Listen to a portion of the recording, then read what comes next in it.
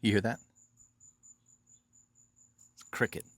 It is a gorgeous, gorgeous late afternoon, early evening here in Middle Tennessee. And this past Sunday, I went to a deaf church. It was a church for the deaf. And the things that I experienced and learned shocked me. There are three main takeaways of going to a deaf church that I want to share with you that I think you'll really understand. But before I do, my name's Nick. I'm a Christian dad, approaching 50 years old, probably having a midlife crisis. And I'm burnt out. I'm burnt out on so many things in my life, but church especially. And I'm just trying to have the honesty enough to call balls and strikes as I see it with the way church is. Because I think there are a lot of people like me out there that feel like there's just something off about church. There's something artificial, and they just can't put their finger on it. If that resonates with you, subscribe, like the video. I'd really appreciate it. Comment. Let me know your thoughts on what I'm about to get into. Okay. So when I went to this deaf church, first of all, let me give you a real quick background on why I went. My wife's best friend for 25 plus years is a sign language interpreter. And she teaches a class, signing class, for some homeschool students, my daughter being one of them. My daughter's very gifted, turns out. She's learned quite quickly how to sign with a decent level of proficiency for her age. She's phenomenal. She's my teacher. And we thought it might be a neat experience to go to a deaf church so that my daughter could sign with her deaf brothers and sisters in Christ. And I wanted to experience it too. We've been a couple times in the past. This was not our first time. But the things that I got, the things that I noticed this time were, first of all, there were the most obvious thing is how they do praise and worship. There's no band. There are no musical instruments. There's no praise team. There's no fog machines. There are no pianos, no drum kits, no electric guitars. There was none of that concert-driven, look at me nonsense. Quite honestly, garbage worship, if I may say that. It was one lady signing the words to a song, and they had this they did have like a speaker that would pulse the rhythm, and it would shake the whole room. The whole room would shake, just boom, boom, boom. But there was no singing. There was no instrumentation.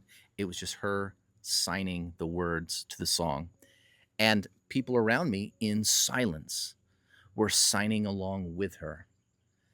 And it was absolutely beautiful. And I have absolutely no idea what they were saying, but it was so beautiful. It was so beautiful. And it was a real relief. Not a relief, it was a nice change. It felt like a tranquil change of pace from the norm. So that was the first thing. If you ever get a chance to go to a service for the deaf, find an interpreter, because people there, the non-hearing, will want to meet you, and you will want to be able to communicate with them. But go and experience the worship. And it was very brief. There was no emotional, manipulation, trying to get people to feel a certain way, a change of musical tone or speed. They didn't bring in the synth pad, for an altar call. But what was interesting was that after they signed that worship song, the man who was going to give the sermon, signed the sermon, just walked down to the altar and knelt and started praying, and other people came up behind him and started praying that he would be ready to deliver what he felt God had put on his heart.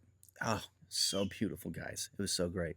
The second thing that I noticed was that A Christian deaf community is an actual community. This is not a social club. These people are involved in each other's lives in a way that's way deeper than what the norm is when I go to church. Even in small groups, there is a more tight knit family vibe, if you will, among the deaf community that was very beautiful because they have to rely on each other.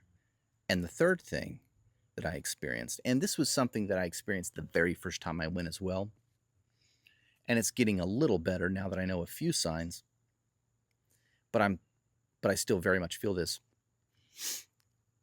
It made me understand. It gave me empathy for when a deaf person goes to a hearing service and they have to experience, they have to watch us perform our praise and worship, and to give you reference what that's like, or to give you an example of what that's like, watch the live stream of your last church service and watch the praise and worship, but turn off the sound and try to worship along with them. So it gave me empathy for what they must experience when they come to a hearing service. And having an interpreter there was, can you imagine being deaf and you don't know if the church you're going to is going to have an interpreter, and you show up and they don't, and you have to sit there and wonder what in the world are they talking about? And if they do, can you imagine how important that person is to your participation in the congregational worship? Uh, you it I think the big thing for me is that it made me feel like I understand what it's like being the one person in the room who doesn't speak the language, the one person in the room from a completely different culture. And because I was that person, I was a hearing person in a church of 50 non-hearing people. And there was, and they didn't have an interpreter planned, but there was a lady there, a hearing lady, and she just said, I'll do it, I'll volunteer. And she ran up to the front and she grabbed a microphone that they keep on hand for people who are hearing that might show up, and for an interpreter to speak to them. And I was so grateful. And it just gave me a deeper level of appreciation for what a deaf person experiences. My encouragement from this, I don't know if you've ever been to a deaf service before, but if you have, comment and say, I've been to Deaf Church before. If you haven't and you're in Middle Tennessee, go to Brentwood Deaf Church, the Inman Center in Brentwood, and worship with your non-hearing brothers and sisters in Christ. They will welcome you. They're very loving. And learn how to finger spell your name, and go with someone who can interpret for you, or ask if someone might interpret for you when you get there. I don't know. But these are some really, really, really great people. So anyway, it's a great experience. I hope you'll ruminate on these three things the next time you go to your service. I know I am. When I go to church this coming Sunday, it's just going to validate or affirm my criticisms of how we do praise and worship, and it's going to affirm how unnecessary our instruments and stage lights and fog machines and sound guys and musicians and praise teams and all that is, and the emotional manipulating of the congregation right before it's time to ask for tithes and offerings. I know that sounds really bitter, but I've just seen the pattern all my life, and I'm just, like I said, I'm calling balls and strikes on this one. I know I'm going to see it. I know there's going to be some things there on Sunday morning in my heart that I'm going to have to deal with. And it's going to make me sad when I go to church on Sunday morning, knowing that a community can be tight-knit like a family, and maybe feeling some of it, but not all of it that I should. And it's going to make me a little more compassionate and and watchful for people who might show up and might not feel like they belong. So that's all I got for this video. It was a great experience. I hope you get a chance to go to Deaf Church, and I'll see you in the next one. Bye.